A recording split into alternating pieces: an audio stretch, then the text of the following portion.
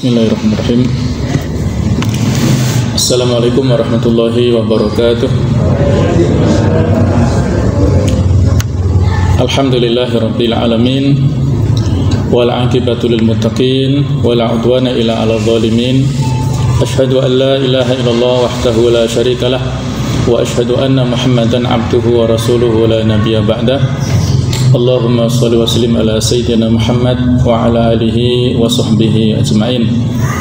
Allahumma la sahla illa ma ja'altahu sahla wa anta taj'alul hasana idza syi'ta sahla. Rabbi shrah li sadri wa yassir li amri wahlul 'uqdatam min lisani yafqahu qawli, amma ba'du. Para jamaah, Bapak Ibu sekalian rahimakumullah, alhamdulillah, marilah selalu kita perbarui rasa syukur kita kepada Allah Subhanahu wa taala yang telah banyak memberikan nikmat serta semua karunia yang bisa kita rasakan secara zahir ataupun batin. Mudah-mudahan seluruh nikmat itu bisa kita gunakan untuk bertakur kepada Allah Subhanahu wa taala. Amin ya rabbal alamin. Salawat dan salam mudah-mudahan selalu tercurah kepada Rasulullah Muhammad sallallahu alaihi wasallam, para ahlul bait dan para sahabat serta para pengikutnya ila yaumil qiyamah.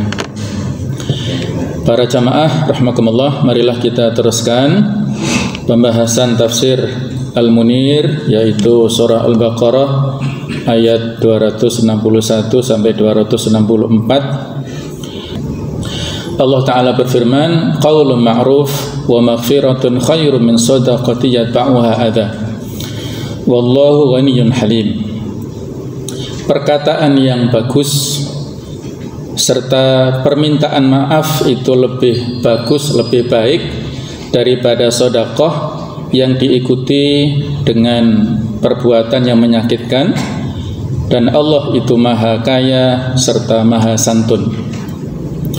Kata Syekh Wahab Az-Zuhaili, penulis kitab tafsir Al-Munir ini, wal kalamul hasan wa raddul jamil ala sa'il wa atami sadaqah wa satru ma yaqa'u minhu min ilhafin fi su'ali wa ghairihi khairun lisa'il wal mas'ul min sadaqah yatba'uha adha wa dharar.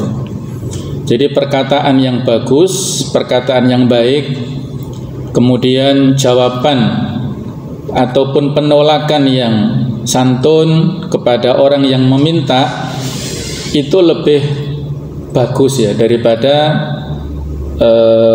kita memberikan sedekah dengan bentuk yang menyakitkan ya. Jadi misalnya kondisi kita sedang tidak ada, ataupun kita juga sedang pas-pasan ataupun sedang kekurangan, maka kita meminta maaf. Kata orang Jawa mungkin ngapunten, ataupun minta maaf ya. Itu adalah sebuah kata-kata yang menenangkan bagi orang yang minta. Nah, daripada kita memberikan tapi dengan cara-cara yang menyakitkan ya. Serta ada upaya dari kita untuk merahasiakan, menutup apa yang dia lakukan ya. Karena bisa jadi orang yang sedang kondisi butuh, apakah karena untuk keluarganya ataupun untuk usahanya, untuk konsumtif ataupun produktif ya, itu sesuatu yang tidak ingin diketahui oleh orang lain. Maka kita harus merahasiakan kebutuhannya, tidak kita umbar ke sana kemari ya. Nah, manna wala adza. Jadi manna itu adalah menyebut-nyebut, kemudian juga adza adalah menyakitkan. Di antaranya adalah dengan menceritakan apa yang kita lakukan, kebaikan yang kita lakukan kepada si fulan, kita ceritakan kepada orang-orang lain, yang itu akan bisa menurunkan muruahnya ataupun kewibawaan orang itu di depan orang lainnya. As-sadaqah syuri'at lil akhdhi bi yadi dhaif. Sedekah ini disyariatkan untuk diambil ya, dalam rangka untuk memberikan pertolongan kepada orang yang dhaif, wa takhfif hiddatil hasad wal hiqd 'alal aghniya. Juga dalam rangka untuk meringankan penyakit hasad ataupun dendam kepada orang-orang kaya. Wa li tahsini malil ghani minas sariqah wan nahbi wadi'ah. Dan dalam rangka untuk memberikan perlindungan harta orang yang kaya dari pencurian ataupun perampokan serta kriminal yang lainnya ya.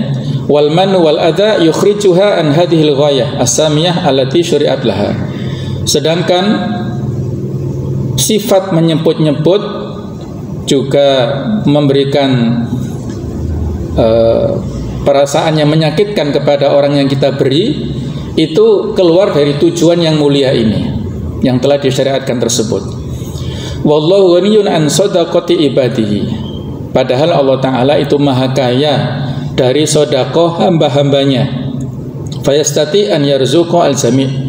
Allah sangat mampu untuk memberikan rizki kepada semua orang. Halimun la yu'ajjilu bi'uqubatil musii. Allah itu maha santun, tidak terburu-buru untuk menyiksa kepada orang yang berbuat salah. Kaman yamunu au yu'dhi, sebagaimana orang yang menyebut-nyebut atau melakukan hal yang menyakitkan tadi ya.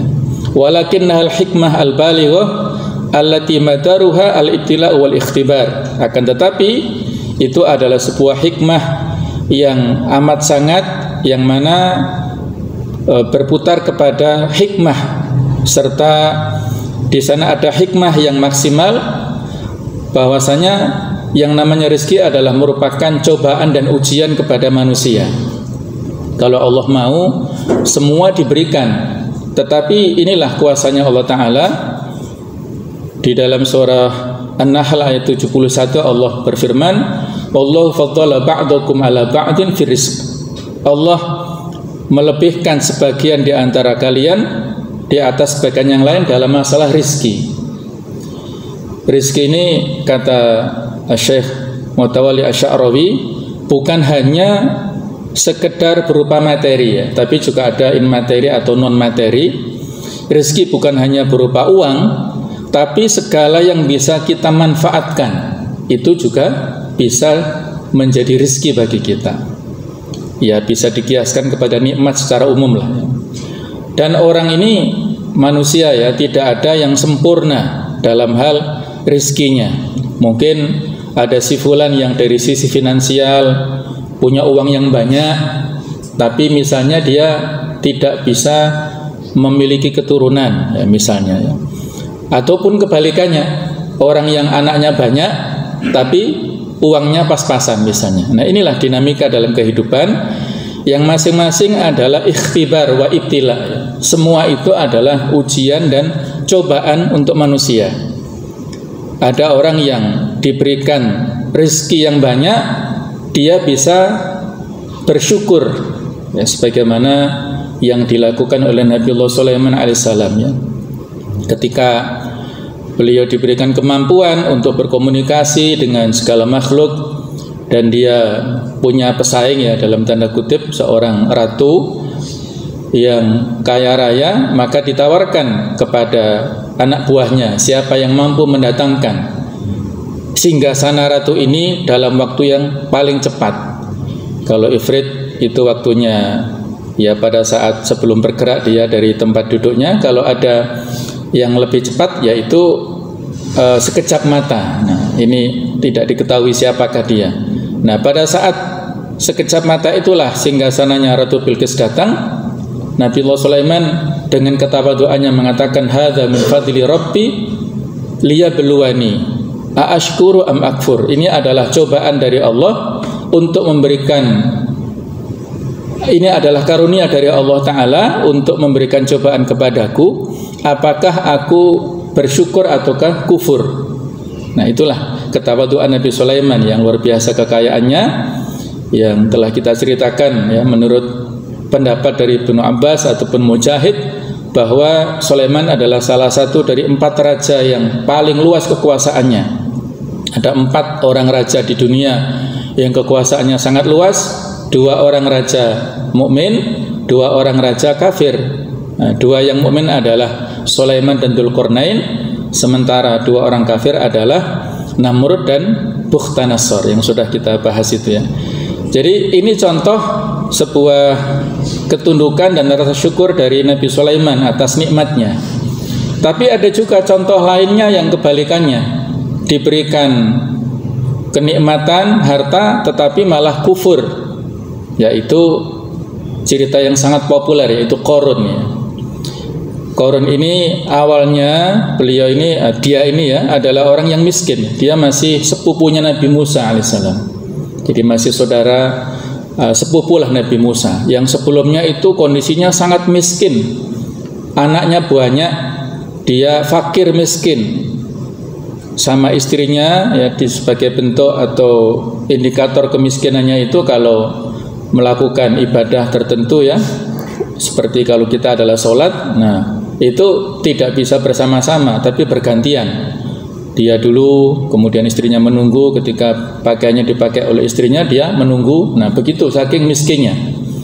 Akhirnya ya dia memohon kepada Nabi Musa supaya berdoa kepada Allah Ta'ala agar dijadikan orang yang kaya raya. Dia berjanji akan memberikan bantuan kepada siapapun, kepada orang yang membutuhkannya. Nah, karena Nabi Musa melihat kesolihan Qarun ini pada saat itu rajin ibadah dan tunduk ikut ya kepada segala perintahnya, maka Nabi Musa memohon, ya Allah, jadikanlah Qarun ini orang yang kaya, orang yang mampu lah ya. Akhirnya Allah memberikan unta dan domba ataupun binatang kepada si Qarun ini. Dia pelihara dengan telaten, akhirnya dia menjadi berkembang. Usahanya semakin banyak, semakin berkembang, untanya semakin banyak, binatang ternaknya semakin banyak, kekayaannya semakin banyak. Dia pakaiannya sangat mewah, berganti-ganti baju dengan penampilan yang luar biasa. Kalau dia tampil itu diiringi dengan 300 pelayan laki-laki, 300 pelayan wanita. Ada 4.000 pengawalnya, semua menjaga dia. Insya Allah luar biasa lah ya. Nah, pada saat itulah Nabi Musa alaihissalam disuruh Allah Ta'ala untuk menarik zakat ya. Jadi ada, mungkin tidak persis seperti kita ya, tapi ya semacam zakat lah pada zaman dulu. Nabi Musa diperintahkan Allah Ta'ala untuk menarik zakat kepada orang-orang yang mampu. Maka datanglah utusan Nabi Musa kepada Qarun untuk minta dari sebagian hartanya. Pada saat itulah Qarun marah-marah dan mengatakan, innama utituhu ala ilmin indi, aku mendapatkan harta yang banyak ini karena kecerdasanku, karena ilmu yang aku miliki. Jadi dia bakhil ya, tidak mau mengeluarkan sama sekali dari harta yang sekian banyak yang dia miliki itu. Maka karena itulah Allah Ta'ala menghukum Qarun ini ditenggelamkan Allah Ta'ala dengan semua harta yang dia miliki serta seluruh properti ataupun rumah-rumah yang dia miliki, semuanya ditenggelamkan Allah Ta'ala. Ini bisa kita baca di surat Al-Qasas ayat 76 sampai 83. Di 81 Allah berfirman, fakhasafna bihi wa bidarihil arda fama kana lahu min fi'atin surunahu min dunillah. Maka kami tenggelamkan Qarun bersama dengan rumahnya di dalam bumi, maka tidak ada satupun yang mampu menolongnya selain Allah Subhanahu wa Ta'ala. Ini contoh dalam sejarah yang begitu jelas betapa kekufuran inilah yang menjadikan orang hancur ya, binasa. Ada kisah yang mirip dengan Qarun pada kalangan sahabat, yaitu Tha'labah bin Hatib al-Ansari. Tapi cerita ini populer, di tafsir Ibnu Katsir juga disebutkan, yaitu yang melatar belakangi surat At-Taubah 75 sampai 77. Namun para ulama dalam hal ini pro kontra. Kenapa? Tha'labah ini adalah salah satu daripada sahabat yang ikut perang Badar. Jadi kisahnya mirip sekali dengan Qarun ini.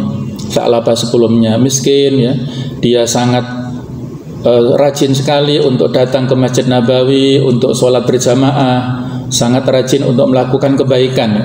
Sampai pada akhirnya dia minta doa kepada Nabi Sallallahu Alaihi Wasallam beberapa kali, belum dikabulkan oleh Rasulullah. Kemudian pada saat terakhir beliau sanggup karena dia berjanji persis seperti Qarun tadi untuk mengeluarkan zakat, sedekah dan sebagainya. Kemudian dia masih sempat tadi ya ikut perang Badar, kekayaannya, ternaknya semakin banyak. Akhirnya dia keluar dari Madinah untuk membuat kawasan tersendiri ya. Dan akhirnya hanya sholat berjamaah zuhur dan asar saja, yang lainnya sendirian di rumah. Dan pada akhirnya dia juga tidak sholat Jumat. Nah, itu ceritanya. Akhirnya pada saat itu Rasulullah SAW menarik zakat kepada Sa'labah, tapi tidak diberikan. Akhirnya turunlah ayat ini, dan salah seorang kerabat Sa'labah menyampaikannya kepada Sa'labah. Akhirnya Sa'labah datang kepada Rasulullah SAW untuk memberikan zakat, tapi tidak diterima. Sampai Nabi SAW wafat. Kemudian zamannya Abu Bakar juga sama, dia mau mengeluarkan zakat tapi tidak diterima oleh Abu Bakar. Umar juga sama, sampai Utsman. Ini kisah yang ma'ruf, yang masyhur ya, di Ibnu Katsir juga disebutkan, tapi ada kelemahan di sini ya. Menurut Ibnu Hajar ada perawi yang dhaif di dalam cerita ini, serta yang menonjol adalah Sa'labah ini adalah termasuk para sahabat yang ikut perang Badar. Nah, para sahabat yang ikut perang Badar ini memiliki kedudukan penting di kalangan kaum muslimin saat itu ya. Ada sebuah hadis yang menyampaikan bahwasanya Nabi sallallahu alaihi wasallam, ini hadis sahih Bukhari Muslim ya, nanti Allah taala melihat kondisi penduduk Badar dan menyampaikan kepada mereka, i'malu ma syi'tum qad ghafartu lakum. Lakukanlah semau kalian, aku telah memaafkan, telah memberi ampunan kepada kalian. Nah, itulah ya, sahabat yang sedikit ya, 313 orang saja di kalangan mereka yang ikut perang Badar. Ada kurang lebih 14 yang mati syahid, dan dari kaum musyrikin ada 1000 orang yang perang, dan yang meninggal sekitar 70 itu. Jadi kaum muslimin atau para sahabat yang ikut perang Badar itulah yang memiliki keistimewaan luar biasa. Nah, Sa'labah ini ikut. Kalau dia memiliki sifat yang bakhil seperti itu, ini sepertinya sesuatu yang tidak mungkin lah, begitulah kritik dari para ulama yang kontra dengan cerita itu ya. Jadi kembali ke sini bahwa harta ini adalah ujian bagi kita semuanya. Orang dikatakan mampu, dikatakan kaya kalau ada yang miskin. Orang dikatakan miskin kalau ada yang kaya. Jadi orang kaya sudah memiliki kewajiban, ada hak yang harus dia tunaikan kepada orang miskin. Yusuf Qaradawi menyampaikan kiat ya, untuk pengentasan ekonomi masyarakat itu adalah dengan infak zakat sedekah ini. Kaila yakuna tulatan bainal aghniya minkum. Jadi infak sedekah zakat ini adalah merupakan konsep ekonomi Islam supaya harta tidak hanya berputar di kalangan orang-orang kaya saja. Kalau dikelola dengan baik, insya Allah akan bisa mengentaskan kemiskinan ya. Sekian banyak orang miskin bisa diberdayakan dengan harta zakat ini. Wa ma'rifatu man yujahidu nafsahu syahihah. Jadi Allah Ta'ala berkenan untuk memberikan ujian supaya ingin mengetahui orang yang bersungguh-sungguh mengelola kebakhilan dalam dirinya, artinya mengendalikan ya. Fayahmiluha 'alal badli wa tanfidhi takalif al-ilahiyah, sehingga menjadikannya orang yang menunaikan kewajiban, melaksanakan hal-hal yang diperintahkan Allah Ta'ala, yaitu berupa hal yang baik ya. Anridho wa taib wa khatir ya. Wa qasyara Allahu as-sadaqah sabilan likasbil mawaddah, dan Allah telah mensyariatkan sedekah sebagai cara atau jalan untuk mendapatkan kecintaan, wajal bil mahabbah, juga mendapatkan kecintaan dari sesama. Wa ta'kid asilah wa ta'atuf wa ta'awun bainal jami', menguatkan silaturahim, hubungan persaudaraan di antara sesama manusia. Jadi kalau ada orang yang mampu, ada orang yang diberikan titipan Allah Ta'ala berupa kekayaan, dia adalah orang yang dermawan, maka akan menjadi dihormati oleh orang lain dan dicintai oleh sesama manusia. Wa min ajli istisali tabi'atil manni wal adza fi nufusin nas, dan juga dalam rangka untuk mencabut tabiat penyakit menyebut, dan yaitu memberikan rasa sakit kepada yang lainnya. Ini komentar dari Syekh Wahbah Zuhaili terhadap ayat sesudahnya, yaitu ayat 264. Ya ayyuhalladzina amanu la tubtilu shadaqatikum bil manni wal adza. Wahai orang beriman, janganlah kalian batalkan pahala sedekah kalian dengan menyebut-nyebut dan dengan memberikan perasaan yang menyakitkan kepada orang yang diberi itu. Ini dalam rangka untuk mencabut tabiat yang buruk yang dimiliki oleh manusia. Akkata subhanahu ma akhbara bihi min sifatil mustahiqin li thawabil azim. Allah menguatkan tentang berita dari sifat-sifat orang yang berhak mendapatkan pahala yang agung. Wa huwa atamu itba'i sadaqatihim bil manni wal adha, yaitu dengan tidak mengikutkan sedekah-sedekah mereka dengan menyebut-nyebut serta perbuatan yang menyakitkan. Wa annal adha min syawaibi sadaqah al makruh, dan bahwa menyakitkan itu adalah merupakan kotoran yang bisa mengotori sedekah, sesuatu yang tidak disukai. Alladzi yuskitul ajra wa thawab, yang bisa menghilangkan pahala serta ganjaran yang harusnya diterima oleh seseorang yang melakukan sedekah tadi. Akkada dzalika bi khitabil mu'minin. Allah Ta'ala menguatkan hal tersebut dengan memanggil predikat orang-orang yang beriman, bisifatil iman, dengan sifat keimanan, allati tad'u ila taqayyud bil amri al-ilahi, yang itu adalah merupakan ikatan terhadap perintah Allah Subhanahu wa taala. Jadi di sini dikuatkan dengan panggilan ya ayyuhalladzina amanu, ya. Inilah merupakan panggilan yang mulia yang diberikan Allah Ta'ala. Fanahahum wa harrama alaihim al-manna wal adha. Allah melarang serta mengharamkan kepada mereka sifat al-manna wal adha, li'anna safa'a sadaqah wa ja'luha khalisa lillahi ad'a liqabuliha wa istihqaqi thawabiha. Karena kejernihan sedekah dan menjadikannya itu ikhlas karena Allah itu lebih mudah untuk dikabulkan serta berhak untuk mendapatkan pahala dari Allah Subhanahu wa taala. Kemudian berikutnya Allah membuat semacam permisalan, ya. Kalladzi yunfiqu malahu ria'an nas wa la yu'minu billahi wal yaumil akhir. Yaitu seperti orang yang menginfakkan hartanya dalam rangka untuk riya, mendapatkan pujian dari manusia, wala yu'minu billahi wal yaumil akhir, dan tidak beriman kepada Allah dan hari akhir. Jadi orang yang melakukan sedekah diiringi dengan menyebut-nyebut serta melakukan sesuatu yang menyakitkan, itu dikiaskan seperti orang yang melakukan riya, orang yang infak dalam rangka untuk riya serta tidak dilandasi iman kepada Allah dan hari akhir. Wali anna man yutbi'u sadaqatahu bimannin aw adza yushbihu hal man yunfiqu malahu riya'an wa sum'atan. Kata Syekh Wahbah Zuhaili, karena orang yang mengikutkan sedekahnya dengan perbuatan yang menyebut-nyebut serta menyakitkan, itu mirip seperti perbuatan orang yang menginfakkan hartanya dalam rangka untuk riya serta sum'ah, li'ajli an yahmadahun nas, dalam rangka untuk mendapatkan pujian dari orang-orang, waliyaqala anhu innahu karimun jawad, ya, supaya dia mendapatkan citra dari orang-orang, sesungguhnya orang itu adalah dermawan, orang itu loman, wa nahwu dzalika min maqasidid dunya al-faniyah, dan yang lain-lain dari tujuan dunia yang fana ini. La libtigha ridwanillah, bukan dalam rangka untuk mencari ridha Allah Subhanahu wa taala. Wa tarqiyati syu'unil ummah, dan juga bukan dalam rangka untuk meningkatkan atau mengurusi urusan umat, ya. Wa hadzal mura'i fil waqi' la yu'minu billahi wal yaumil akhir imanan sahihan, dan orang yang melakukan sedekah dengan riya itu pada dasarnya atau pada kenyataannya dia tidak beriman kepada Allah dan hari akhir dengan keimanan yang sahih, hatta yarjua thawaban aw yakhsha iqaban, sehingga dia mengharapkan balasan ataupun takut kepada siksa Allah.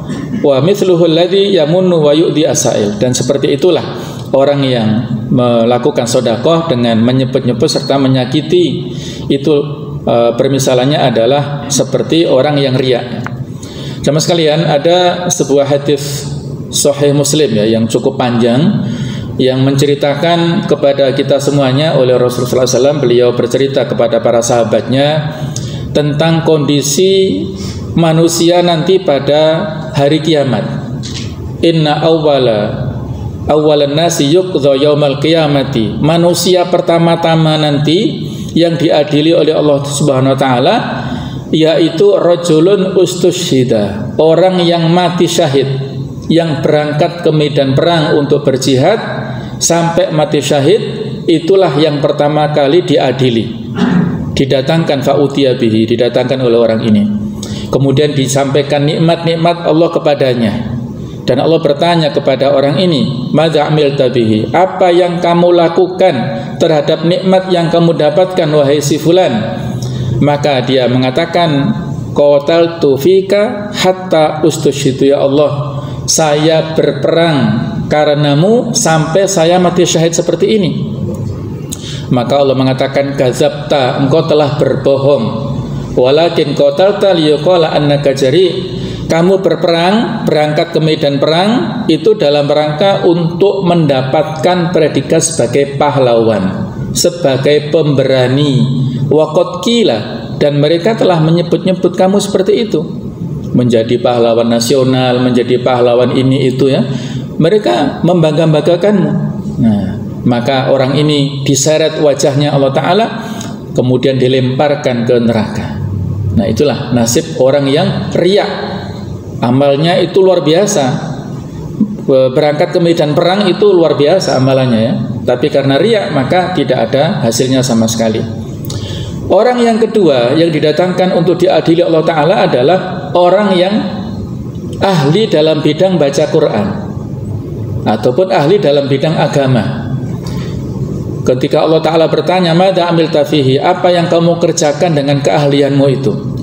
Maka dia mengatakan, saya membaca Al-Quran siang malam ya Allah, saya menyampaikan ilmu kemana-mana, saya ceramah kemana-mana, saya telah menyebarkan agamamu ya Allah. Maka kata Allah Ta'ala, kadzabta, kamu berbohong, kamu berdusta. Kamu lakukan itu supaya kamu mendapatkan predikat sebagai qari, ahli dalam bidang baca Quran. Kemudian supaya kamu disebut sebagai alim, sebagai seorang yang ya, disebut ulama, sebagai kiai, sebagai mubalik, sebagai ustadz penceramah. Waqad qila, dan mereka telah memberikan pujian-pujian kepadamu seperti itu. Maka nasibnya juga sama, orang ini diseret wajahnya Allah Ta'ala, kemudian dilemparkan ke neraka. Yang ketiga adalah dalam konteks pembahasan kita ini, yaitu seorang yang diberikan harta yang sangat banyak. Ketika ditanya apa yang kamu lakukan dengan harta itu, dia katakan, saya tidak mendapatkan peluang kebaikan kecuali saya infakkan harta yang saya miliki, saya sedekahkan di jalan kebaikan itu untuk mencari ridhamu ya Allah. Kata Allah Ta'ala, kadzabta, kamu berbohong, kamu berdusta. Kamu lakukan itu adalah dalam rangka untuk mendapatkan predikat jawad, yaitu orang yang dermawan, sebagai donatur terbesar di masjid ini, donatur terbesar di pesantren ini. Waqad qila, mereka telah menyebut-nyebut kebaikan itu. Maka orang ini juga sama ya, nasibnya diseret wajahnya Allah Ta'ala, kemudian dilemparkan ke neraka. Hadis sahih riwayat Muslim ya. Jemaah sekalian, ini hadis yang sangat terkesan ya bagi saya dan peringatan bagi saya pribadi dan juga kita semuanya ya. 3 amal ini adalah amal yang terbaik, mewakili dari amal-amal yang lainnya. Orang yang mati syahid itu amal yang terbaik. Orang yang ahli dalam bidang Quran, alim, orang yang ahli dalam bidang syariat Islam ya, itu adalah orang yang terbaik. Kemudian orang yang mendermakan hartanya, sedekah kemana-mana, itu juga amalan yang terbaik. Tapi pada saat dia melakukan itu semua riya, untuk mendapatkan pujian dari orang, bukan untuk ridha Allah, maka sia-sia. Apalagi amal-amal yang lainnya. Maka inilah pentingnya ya kita untuk menjaga kondisi hati kita dengan seikhlas-ikhlasnya. Di antara doanya pada saat kita pagi ataupun petang, di antara doa maghfurat itu adalah Allahumma inna na'udzubika min an nusyrika bika syai'an na'lamu wa nastaghfiruka lima la na'lamu. Ya Allah, kami berlindung dari menyekutukan kepadamu dengan sesuatu yang kami ketahui ataupun yang tidak kami ketahui ya Allah. Ini doa umum ya, doa untuk dijauhkan kita dari syirik. Nah, riya kan termasuk syirik ya. Syirik yang asghar ya, syirik yang kecil. Walaupun kecil, tapi kalau kita lakukan terus-menerus, maka ini akan bisa menghapuskan, ya. Riya itu akan bisa menghapuskan amal-amal baik kita sehingga tidak diterima di sisi Allah Ta'ala. Jadi itu bisa kita baca setiap pagi, setiap petang, setiap saat bisa kita baca. Atau fokus Allahumma inna na'udzubika minar riya was-sum'ah wal-'ujub wal-ghurur wa takabbur, misalnya boleh saja, ya. Kita baca doa-doa yang baik, minta perlindungan kepada Allah Ta'ala dari segala macam penyakit hati, khususnya riya, kemudian sum'ah, ingin dilihat, ingin didengar, juga ujub, bangga diri, ghurur, kita tertipu dengan kemampuan diri kita, apalagi takabbur. Famathaluhu kamathali safwanin alaihi turabun fa asabahu wabilun fatarahu kausolda.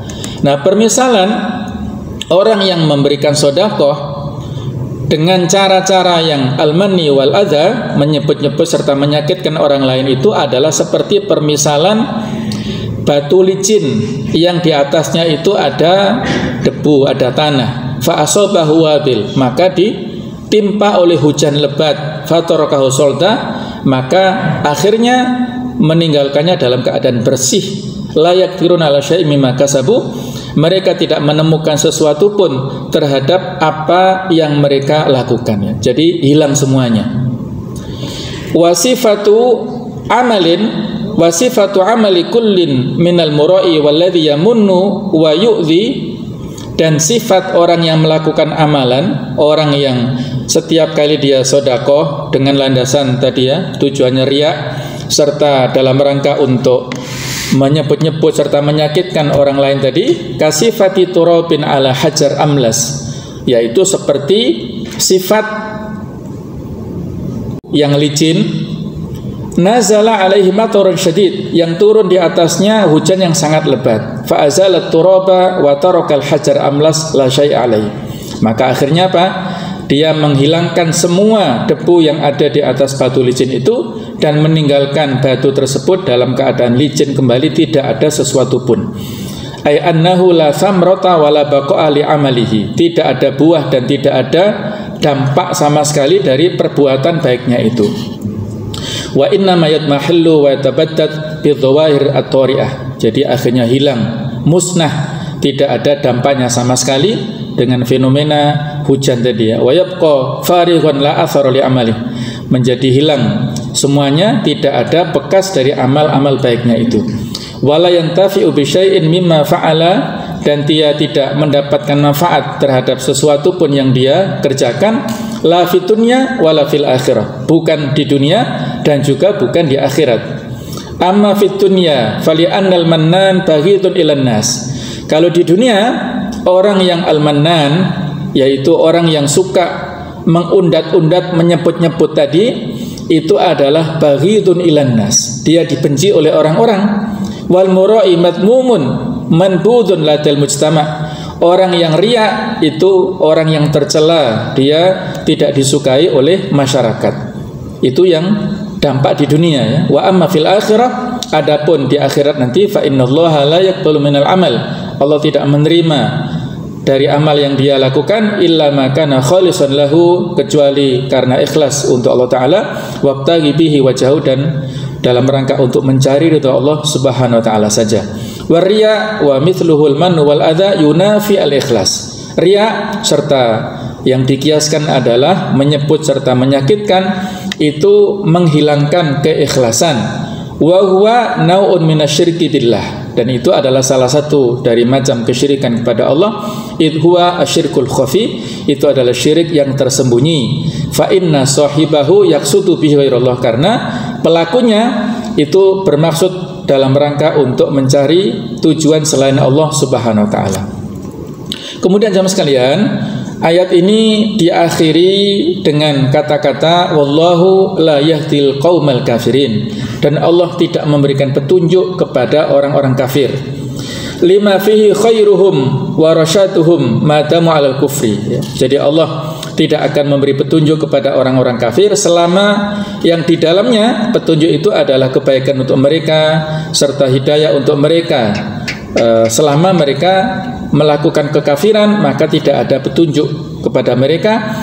au la yahtihim fi a'malihim wa hum 'alal kufr. Allah tidak memberikan hidayah kepada mereka pada amal-amal mereka selama mereka dalam kekafiran. Wa amal iman fa huwa alladhi yahdi sahibahu ilal ikhlas. Adapun iman itulah yang memberikan petunjuk kepada pelakunya menuju kepada keikhlasan, wal khair wa ibtigha wajhillah, serta kebaikan dan mencari ridha Allah taala, wa ta'attub bil infaq, dan dia hendaknya beradab ya dalam berinfak, bima adaballahu bihi ahlal iman, sesuai dengan yang Allah diajarkan Allah taala dengannya kepada penduduk atau pelaku-pelaku orang-orang yang beriman tadi. Wa hadza yushiru ila anna kullan minar riya wal manni min sifatil kafirin la min sifatil mu'minin. Dan ini memberikan isyarat bahwa masing-masing dari riya ataupun penyakit menyebut-nyebut serta memberikan penyakit menyakiti kepada orang lain itu adalah sifat-sifat orang kafir, bukan termasuk sifat orang-orang mukmin. Sama sekalian, kalau kita lihat dalam Al-Qur'an, dulu pernah saya singgung ya, ada beberapa ayat yang diakhiri wallahu la yahdil qauma. Allah tidak memberikan petunjuk kepada kaum. Ada yang al-kafirin, ada yang al-fasikin, ada yang al-zalimin. Jadi ada 12 totalnya ayat-ayat yang memiliki akhir penghujungnya wallahu la yahdil qauma. Kalau yang al-zalimin itu 6, wallahu la yahdil qauma zalimin itu ada 6 ayat. Kemudian wallahu la yahdil qaumal fasikin itu ada 4 ayat. Sedangkan yang diakhiri wallahu la yahdil qaumal kafirin itu 2 ayat saja. Jadi al-zalimin yang lebih banyak, kemudian al-fasikin yang lebih sedikit, al-kafirin malah paling sedikit. Ternyata hanya 2 ya, seolah-olah banyak wallahu la yahdil qaumal kafirin, ternyata hanya 2 ayat saja, sementara yang 4 itu adalah fasikin, yang 6 itu adalah al-zalimin. Nah, masing-masing ada titik kesamaan. Bahwasanya al-fasik a'ammu minal kafir. Orang yang fasik itu lebih umum daripada orang kafir.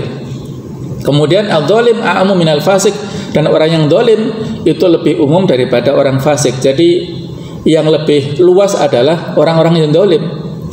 Di ayat sebelumnya ya, cerita tentang Namrud dulu ya, yaitu diakhiri dengan wallahu la yahdil qaumal zalimin ya. Jadi cerita tentang Namrud justru diakhiri dengan zalim. Nah, berarti zalim ini juga bisa diperuntukkan untuk orang-orang yang kafir.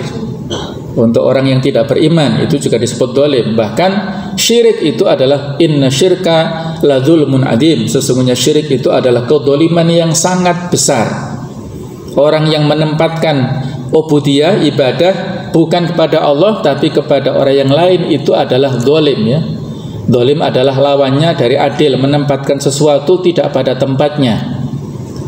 Yang seharusnya yang berhak untuk diibadahi hanya Allah, tapi ini kepada selain Allah, berarti dia adalah melakukan kezaliman yang sangat dahsyat.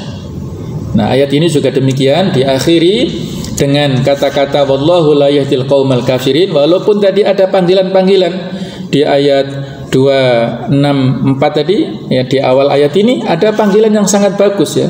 Ya ayyuhalladzina amanu, panggilan keimanan. Tetapi malah diakhiri dengan wallahu la yahdil qaumal kafirin. Nah, jadi kan ada sesuatu yang sepertinya kontradiksi ya antara keimanan dan kekufuran. Ini menunjukkan jemaah sekalian bahwa kita ini harus merawat keimanan kita sebaik-baiknya. Keimanan ini adalah seperti baju ya, yang apabila tidak kita bersihkan, tidak kita rawat, maka akan usang, bahkan akan lusuh serta akan rusak ya. Maka harus kita rawat dengan sebaik-baiknya. Jadidu imanakum biqauli la ilaha illallah. Perbaharuilah iman kalian dengan sering-sering membaca tahlil kalimah la ilaha illallah. Sering-sering berada di majelis ilmu seperti ini, sering-sering berkumpul dengan orang-orang yang soleh. Ini dalam rangka untuk menjaga keimanan kita. Jadi keimanan ini adalah panggilan yang mulia tadi ya, orang-orang yang beriman. Kita diperintahkan untuk sedekah tanpa diiringi dengan al-manni wal adza, menyebut-nyebut serta menyakitkan orang lain, yang kalau kita lakukan itu ancamannya berat ya. Kalau kita melakukan seperti itu, maka ancamannya kita bisa menjadi orang-orang yang kafir ya. Wa hadza yushiru ila anna kullan minar riya. Inilah kalimat akhir ini yang menjadi stressing terhadap ayat wallahu la yahdil qaumal kafirin. Ini menunjukkan, memberikan isyarat bahwa masing-masing orang yang melakukan sesuatu dengan riya, kemudian juga dengan al-mani, dengan menyebut-nyebut, ini termasuk sifat-sifat orang kafir, bukan sifat-sifat orang yang beriman. Oleh karena itulah mari kita jaga amal-amal kita, jangan bangga dengan amal-amal kita semua, karena amal-amal ini bisa jadi tidak diterima oleh Allah Ta'ala ketika syarat-syaratnya tidak kita penuhi, ya. Syarat ikhlas dan sesuai dengan petunjuk sunnah, kalau tidak kita penuhi maka ibadah kita tidak bisa diterima Allah Ta'ala. Banyak orang yang melakukan amal-amal kesolihan yang dia itu sangat berkeyakinan diterima, tetapi ternyata ya amalannya nantinya tertolak. Kebalikannya para sahabat dulu, mereka banyak melakukan amal-amal kebaikan tapi sangat khawatir dengan perbuatan-perbuatan nifak. Ada pengakuan dari salah seorang tabi'in yang bernama Ibnu Abi Mulaikah. Dia itu berinteraksi dengan 30 orang sahabat. Pengakuannya dia sama interaksi dengan 30 orang sahabat. Tidak ada satupun di antara mereka yang mengaku memiliki keimanan sekuat Jibril dan Mikail. Masing-masing khawatir terhadap penyakit nifak dalam dirinya. Itu 30 sahabat sama kriterianya. Maka Hasan al-Basri mengatakan, barang siapa yang merasa aman dari penyakit nifak, dialah orang munafik. Dan barang siapa yang tidak merasa aman, yang khawatir, dialah sebenarnya orang yang mukmin. Nah, maka harus kita khawatir, ya, kita jangan-jangan ada penyakit nifak dalam diri kita, masih ada potensi-potensi kemunafikan dalam diri kita. Mudah-mudahan Allah Ta'ala menjaga amal kita semuanya, menjaga hati kita semuanya, dan memberikan ma'unah hidayah terus-menerus kepada kita sampai kita bertemu Allah dalam keadaan yang husnul khatimah. Amin ya rabbal alamin. Demikian, kurang lebihnya maaf. Subhanakallahumma bihamdik, asyhadu an la ilaha illa anta, astaghfiruka wa atubu ilaik. Wassalamualaikum warahmatullahi wabarakatuh.